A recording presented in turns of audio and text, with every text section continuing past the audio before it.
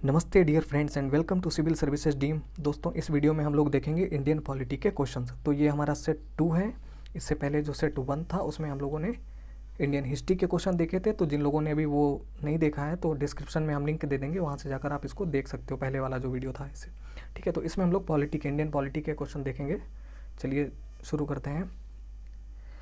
पहला क्वेश्चन है, भारतीय संविधान में प्रतिस्थापित राज्य की नीति के निदेशक तत्वों के अंतर्गत निम्नलिखित प्रावधानों पर विचार कीजिए। ठीक है, तो 4 यहाँ पे दिए गए स्टेटमेंट और पूछा यह गया है कि उपर्युक्त में से कौन से गांधीवादी सिद्धांत हैं जो राज्य की नीति के निदेशक तत्व में प्रतिबिंबित होते हैं। तो आपको सिर्फ ये बताना है कि वे कौन से गांधीवादी सिद्धांत हैं जो राज्य की नीति निदेशक तत्व में प्रतिबिंबित होते हैं, और यहाँ पर इन 4 स्टेटमेंट में से दिए गए हैं। ठीक है, उतने ही बताने हैं आपको जो गांधीवादी सिद्धांत हैं और डीपीएसबी में शामिल किए गए हैं। ठीक है, तो पहला है कि भारतीय देखो, अगर क्वेश्चन समझ में नहीं आया है तो वीडियो को आप पॉज कर लीजिए और जितना ज़्यादा टाइम ले सकते हैं आपको चेक कर सकते हो। ठीक है, देख सकते हो आप अच्छी तरीके से, कोई जल्दी नहीं है। ठीक है, तो पहला स्टेटमेंट दिया गया है, भारतीय नागरिकों के लिए समान नागरिक संहिता सुरक्षित करना। दूसरा है, ग्राम पंचायतों को संगठित करना, ग्रामीण क्षेत्रों में कुटीर उद्योगों को प्रोत्साहित करना और सभी कर्मकारों के लिए यथोचित अवकाश तथा सांस्कृतिक अवसर सुनिश्चित करना। ठीक है, लेकिन भैया आपको सिर्फ इतना बताना है कि जो गांधीवादी सिद्धांत से मैच करते हैं, जो गांधीवादी सिद्धांत हैं और यहाँ डीपीएसपी में शामिल किए गए हैं। तो पहला वाला जो स्टेटमेंट है समान नागरिक संहिता को लेकर, ये तो गांधीवादी सिद्धांत नहीं है। ठीक है, तो पहला एलिमिनेट हो जाएगा। जैसे ही पहला आप देखेंगे तो अगर पहला नहीं है तो ये तीनों ही नहीं होंगे और आपका आंसर आ जाएगा बी। ठीक है, लेकिन और भी देख लीजिए, ग्राम पंचायतों को संगठित करना ये गांधीवादी सिद्धांत है। ठीक है, तो दूसरा होगा ग्रामीण क्षेत्रों में कुटीर उद्योगों को प्रोत्साहित करना, तो ये तो है ही, होगा ही। और दूसरा तीसरा है, चौथा भी नहीं है। ठीक है, तो इसका करेक्ट आंसर होगा बी, यानी दूसरा और तीसरा सही है। अगला क्वेश्चन है, निम्नलिखित विशेषाधिकारों में से कौन से भारत के संविधान द्वारा राज्यसभा को प्रदान किए जाते हैं। तो ध्यान रखना है, सिर्फ विशेषाधिकारों की बात कही गई है। ऐसे कौन से अधिकार हैं जो सिर्फ राज्यसभा को दिए गए हैं, लोकसभा को नहीं मिले हैं वो अधिकार। ठीक है, तो विशेषाधिकार दिए गए राज्यसभा को, तो कौन कौन से यहाँ पे, उसके बारे में बताना आपको। राज्य का वर्तमान राज्य क्षेत्र परिवर्तित करना और राज्य का नाम परिवर्तित करना। दूसरा है, संसद को राज्य सूची में नियम बनाने और एक अथवा एकाधिक यानी एक से अधिक अखिल भारतीय सेवाओं का सृजन करने हेतु सशक्त बनाने के लिए एक प्रस्ताव पारित करना। तीसरा है, राष्ट्रपति की निर्वाचन प्रक्रिया में संशोधन करना और राष्ट्रपति की सेवानिवृत्ति के पश्चात उसकी पेंशन निर्धारित करना। चौथा है, चुनाव आयोग के क्रियाकलापों का निर्धारण करना और चुनाव आयुक्तों की संख्या निर्धारित करना। ठीक है, तो इनमें से ऐसा कौन सा विशेषाधिकार है जो राज्यसभा को प्रदान किया गया है। ठीक है, तो वो वाला है दूसरा। ये आसान क्वेश्चन है, संसद को राज्य सूची में नियम बनाने और एक अथवा एक से अधिक अखिल भारतीय सेवाओं का सृजन करने हेतु सशक्त बनाने के लिए प्रस्ताव पारित करना। ठीक है, तो ये बी वाला जो होगा वो करेक्ट होगा। अगला है, निम्नलिखित में से किनको विधि के शासन के प्रमुख लक्षणों के रूप में माना जाएगा। तो यहाँ पे 4 दिए गए हैं और आपको बताना है किनको किनको माना जाएगा जो कि विधि के शासन यानी रूल ऑफ लॉ के प्रमुख लक्षण हैं। ठीक है, तो यहाँ पे दिया गया शक्तियों का परिसीमन, विधि के समक्ष क्षमता, सरकार के प्रति जन उत्तरदायित्व और चौथा है, स्वतंत्रता और नागरिक अधिकार। ठीक है, तो विधि के शासन के प्रमुख लक्षण क्या हो सकते हैं, मतलब जहाँ पर रूल ऑफ लॉ होगा वहाँ पे क्या होगा, जहाँ कानून का शासन होगा, शक्तियों का परिसीमन वहाँ पर होगा कि नहीं होगा। ठीक है, तो वहाँ पर शक्तियों का परिसीमन यानी असीमित शक्तियाँ तो होंगी नहीं, शक्तियों की कोई न कोई सीमा तो निर्धारित ही की जाएगी जब कोई रूल ऑफ लॉ होगा कानून के हिसाब से, तो पहला तो होगा ही।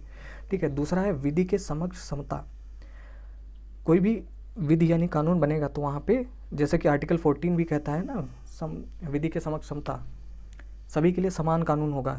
ठीक है, कोई भेदभाव नहीं किया जाएगा कानून के समक्ष, तो ये भी विधि के शासन का एक प्रमुख लक्षण है, यानी विधि के समक्ष समता भी होगा। इसके बाद होगा तीसरा है, सरकार के प्रति जन उत्तरदायित्व। इस स्टेटमेंट को थोड़ा ध्यान से पढ़िए, यहाँ पे लिखा हुआ है सरकार के प्रति, जन यानी जनता का उत्तरदायित्व सरकार के प्रति, उल्टा लिखा हुआ है, जबकि जनता के प्रति सरकार को उत्तरदायित्व होता है। हालांकि यहाँ पे विधि के शासन से इसका कोई लेना देना नहीं है, ठीक है, फिर भी ये स्टेटमेंट होता भी तब भी ये गलत हो जाता है क्योंकि यहाँ पे उल्टा लिखा हुआ है ये, तो ये तो होगा नहीं तीसरा, ठीक है। चौथा है स्वतंत्रता और नागरिक अधिकार, ठीक है, तो ये भी सही होगा। तो यहाँ पे सी वाला जो है आंसर वो करेक्ट होगा, पहला, दूसरा और चौथा सही है, ठीक है जी। आगे बढ़ते हैं। चौथा क्वेश्चन है, भारत के संदर्भ में निम्नलिखित में से कौन सा अधिकारों और कर्तव्यों के बीच सही संबंध है। तो बहुत ध्यान से पढ़िएगा। देखो पॉलिटी के क्वेश्चंस अब ऐसे ही पूछे जाएंगे। 2018 से आपने देखा होगा बिल्कुल यूपीएससी ने पैटर्न तो वही है, लेकिन क्वेश्चन पूछे जाने का तरीका एकदम बदल दिया है बिल्कुल। तो 2018 से बहुत टफ क्वेश्चन पेपर बनाए जा रहे हैं और पॉलिटी के क्वेश्चन तो बिल्कुल उनके आंसर ऐसा लगता है कि सब एक जैसे ही लगते हैं आंसर, ठीक है। तो बहुत ध्यान से पढ़िए। भारत के संदर्भ में निम्नलिखित में से कौन सा अधिकारों और कर्तव्यों के बीच सही संबंध है। तो पहला है अधिकार कर्तव्यों के साथ सह संबंधित है, यानी एक दूसरे से संबंधित हैं अधिकार और कर्तव्य, ठीक है। दूसरा है अधिकार व्यक्तिगत हैं अतः समाज और कर्तव्यों से स्वतंत्र हैं। तीसरा है नागरिक के व्यक्तित्व के विकास के लिए अधिकार न कि कर्तव्य महत्वपूर्ण है। चौथा है राज्य के स्थायित्व के लिए कर्तव्य न कि अधिकार महत्वपूर्ण है, ठीक है। तो एक बार फिर से सबका मैं मतलब बता दूं आपको और फिर हम इसका आंसर बताएं। तो क्वेश्चन दरअसल ये पूछा गया है कि अधिकारों और कर्तव्यों के बीच सही संबंध क्या है। मतलब जैसे नागरिकों को अधिकार प्रदान किए गए तो कुछ कर्तव्य भी दिए गए उनको, ठीक है। तो उनके बीच कोई ना कोई संबंध होगा, तो क्या संबंध है। देखो यहाँ पे सबसे नीचे से देखते हैं, राज्य के स्थायित्व के लिए कर्तव्य न कि अधिकार महत्वपूर्ण है। तो ऐसा तो ये बिल्कुल भी नहीं है, दोनों ही महत्वपूर्ण है स्टेबिलिटी के लिए राज्य की। यहाँ पे सी वाला दिया गया, नागरिक के व्यक्तित्व के विकास के लिए अधिकार महत्वपूर्ण है न कि कर्तव्य, तो ये भी गलत हो जाएगा। भाई अगर आपको अधिकार दिए गए हैं, अगर आप अधिकारों का उपयोग कर रहे हैं तो कर्तव्यों का भी पालन अगर आप करते हैं तो ही तो एक अच्छा व्यक्तित्व निखर के सामने आएगा, ठीक है, कि सिर्फ अधिकार चाहिए, ठीक है। तो ये वाला भी गलत हो जाएगा, एक्सट्रीम स्टेटमेंट है। बी वाला है अधिकार व्यक्तिगत हैं अतः समाज और कर्तव्यों से स्वतंत्र हैं, ठीक है। तो समाज से स्वतंत्र नहीं है, आप अधिकारों का प्रयोग इस स्तर तक नहीं कर सकते कि समाज को आप भूल जाएं, ठीक है। तो उनकी एक सीमा है निश्चित। तो यहाँ पर ए वाला जो होगा वो करेक्ट आंसर होगा, यानी अधिकार जो है वो कर्तव्यों के साथ सह संबंधित हैं। आपको अपने अधिकारों का उपयोग इस प्रकार से करना है कि कर्तव्यों को ध्यान में रखते हुए, ठीक है। अब जैसे मान लो अभिव्यक्ति की स्वतंत्रता का अधिकार दिया गया है, तो इसका मतलब ये नहीं है तो कर्तव्यों में क्या कहा है कि भाईचारे की भावना बनाए रखनी है, ठीक है। ऐसा नहीं है कि अभिव्यक्ति की स्वतंत्रता के आधार पर कुछ भी अभिव्यक्त कर दें, ठीक है। तो कर्तव्य अधिकार जो है कर्तव्यों के साथ सह संबंधित हैं। तो पॉलिटी के क्वेश्चन अब इस तरीके से पूछे जाएंगे, ये किसी बुक में आपको इस तरीके से नहीं मिल पाएगा, वो समझ से ही विकसित होगा। अगला है क्वेश्चन, यदि भारत के प्रधानमंत्री संसद के उच्च सदन के सदस्य हैं तो वे अविश्वास प्रस्ताव की स्थिति में अपने पक्ष में वोट नहीं दे सकेंगे। दूसरा है वे निम्न सदन में बजट पर नहीं बोल सकेंगे। फिर है वे केवल उच्च सदन में ही वक्तव्य दे सकते हैं। चौथा है उन्हें प्रधानमंत्री पद की शपथ ग्रहण करने के बाद 6 माह के अंदर निम्न सदन का सदस्य बनना पड़ेगा, ठीक है। तो बहुत ध्यान से पढ़ लीजिए, चाहे तो वीडियो पॉज करके।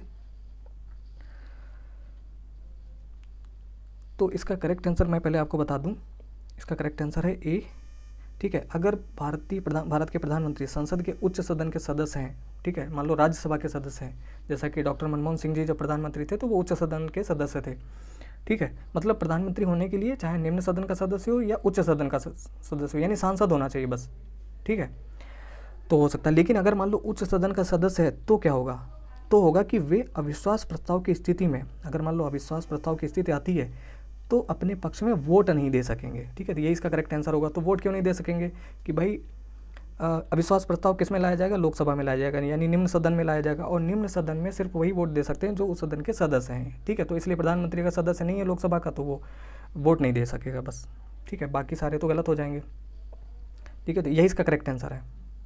आगे बढ़ते हैं। अगला है निम्नलिखित कथनों में से कौन सा एक धन विधेयक के बारे में सही नहीं है। ये देखो क्वेश्चन को बहुत ध्यान से पढ़ना है। यहाँ पे पूछा गया है निम्नलिखित कथनों में से कौन सा एक धन विधेयक के बारे में सही नहीं है, यानी धन विधेयक के बारे में कौन सा गलत कथन है वो आपको बताना है, ठीक है। तो इसमें 3 ऐसे होंगे जो सही होंगे धन विधेयक के बारे में, एक कोई स्टेटमेंट होगा जो धन विधेयक के बारे में गलत स्टेटमेंट दिया गया होगा, बस वही उसका राइट आंसर होगा, ठीक है, तो बहुत ध्यान से पढ़ना है क्वेश्चन को भी और स्टेटमेंट को भी। तो यहाँ पे दिए गए हैं, धन विधेयक संसद के दोनों सदनों में से किसी भी सदन में प्रस्तावित किया जा सकता है। तो ये वाला तो गलत हो जाएगा और यही इसका करेक्ट आंसर है। ठीक है, क्योंकि पूछा गया कौन सा सही नहीं है, यही वाला सही नहीं है, क्योंकि धन विधेयक जो होता है वो सिर्फ लोकसभा में ही प्रस्तुत किया जा सकता है, प्रस्तावित किया जा सकता है। ठीक है, और धन विधेयक की परिभाषा अनुच्छेद 110 में दी गई है, तो पता ही होगा आपको।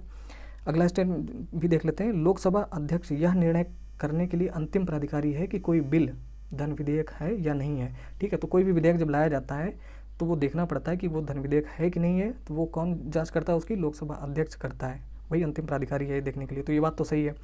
अगला है, लोकसभा द्वारा पारित किसी धन विधेयक का राज्यसभा द्वारा 14 दिनों के अंदर लौटाया जाना और विचारार्थ भेजा जाना आवश्यक है। तो ये बात भी सही है।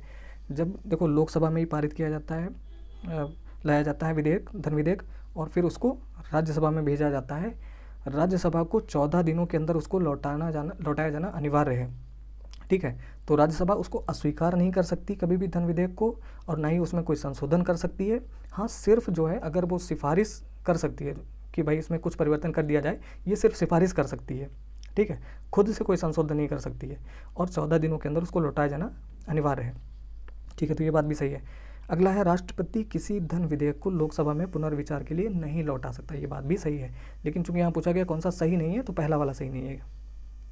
चलिए आगे बढ़ते हैं। अगला है, अंतर्राष्ट्रीय संधियों को भारत के किसी भाग अथवा संपूर्ण भाग में लागू करने के लिए संसद कोई भी कानून बना सकती है, सभी राज्यों की सहमति से, बहुसंख्यक राज्यों की सहमति से, संबंधित राज्यों की सहमति से, या बिना किसी राज्यों की सहमति से। तो अंतर्राष्ट्रीय संधियों को भारत के किसी भी भाग अथवा संपूर्ण भारत में लागू करने के लिए संसद कोई भी कानून बना सकती है बिना किसी राज्य की सहमति से। ठीक है, संसद को अधिकार दिया गया है आर्टिकल 253 के द्वारा, अनुच्छेद 253 में संसद को अधिकार दिया गया है कि संसद जो है बिना किसी राज्य की सहमति से अंतर्राष्ट्रीय संधियों को भारत के चाहे तो किसी भी भाग में लागू कर सकती है या पूरे भारत में लागू कर सकती है, उसके लिए कानून बना सकती है। ठीक है, संसद। ठीक है, तो ये वाला सभी राज्यों की सहमति, ये सब गलत हो जाएंगे। किसी राज्य से नहीं पूछना है, वो बिना किसी राज्य की सहमति से बना सकती है कानून। अगला है, लोकसभा का कार्यकाल किसी भी परिस्थिति में नहीं बढ़ाया जा सकता, एक बार में 6 महीने तक के लिए बढ़ाया जा सकता है, आपातकाल की घोषणा के दौरान एक बार में 1 वर्ष तक बढ़ाया जा सकता है, या फिर आपातकाल की घोषणा के दौरान एक बार में 2 वर्ष तक बढ़ाया जा सकता है। ठीक है, तो ये तो पता होगा आपको, आर्टिकल 352 जो क्या कहता है कि आपातकाल के समय में की घोषणा के दौरान एक बार में 1 वर्ष से अधिक नहीं बढ़ाया जा सकता। ठीक है, तो सी वाला जो होगा वो करेक्ट आंसर होगा। आपातकाल की घोषणा के दौरान एक बार में 1 वर्ष तक ही बढ़ाया जा सकता है। ठीक है जी, तो याद रखना आर्टिकल 352।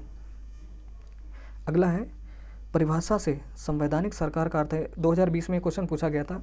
ठीक है, देखने में लगता है कि बहुत आसान क्वेश्चन है, क्या ही मतलब बहुत छोटा सा, लेकिन ये बहुत टफ क्वेश्चन है। मतलब टफ नहीं है, लेकिन चूँकि इसी तरीके से क्वेश्चन पूछे जाएंगे। तो परिभाषा से संवैधानिक सरकार का अर्थ क्या है? विधानमंडल द्वारा सरकार, लोकप्रिय सरकार, बहुदलीय सरकार या सीमित सरकार। ठीक है, तो संवैधानिक सरकार क्या होगी? जो सीमित सरकार होगी। ठीक है, यानी सीमित सरकार का मतलब हुआ मिनिमम गवर्नमेंट। ठीक है, तो आपने सुना न्यूज़पेपर वगैरह में पढ़ा भी होगा, मिनिमम गवर्नमेंट मैक्सिमम गवर्नेंस। ठीक है, तो वो एक संवैधानिक सरकार होगी। चलिए, ये डी इसका करेक्ट आंसर है। लास्ट क्वेश्चन है आज का, राज्यसभा की लोकसभा के समान शक्तियाँ किस क्षेत्र में हैं? ठीक है, तो अभी हमने एक क्वेश्चन देखा था जिसमें विशेषाधिकार की बात कही गई थी राज्यसभा के लिए। तो लोकसभा के भी कुछ विशेषाधिकार हैं, जैसे धन विधेयक वाला था। राज्यसभा का भी कुछ विशेषाधिकार हैं, जैसे अखिल भारतीय सेवाओं के सृजन से संबंधित हुआ। लेकिन यहाँ क्वेश्चन पूछा गया राज्यसभा की लोकसभा के समान शक्तियाँ किस क्षेत्र में हैं।